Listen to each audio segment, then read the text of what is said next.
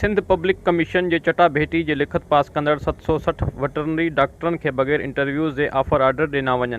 Press club सां गॾु अॻियां वेटरनरी डॉक्टरनि पारां मुतालबनि जी मञता लाइ हथनि में प्ले कार्ड खणी एहतजाजी मुज़ाहिरो कयो वियो। जो पूरा मान एहतजाज है वो सिर्फ इन लाइ आहे त जेके बि असीं सिंध पब्लिक सर्विस कमीशन जे थ्रू जेके 750 रिटन क्वालिफाइड डॉक्टर्स जेके रिटन क्लियर कई आहे उन्हनि खे ऑफर आर्डर ॾिना वञनि ऐं उन्हनि खे अपॉइंट कयो वञे। 2019 में असां सिंध पब्लिक सर्विस कमीशन जे थ्रू लिखत जो इम्तिहान पास कयो हो।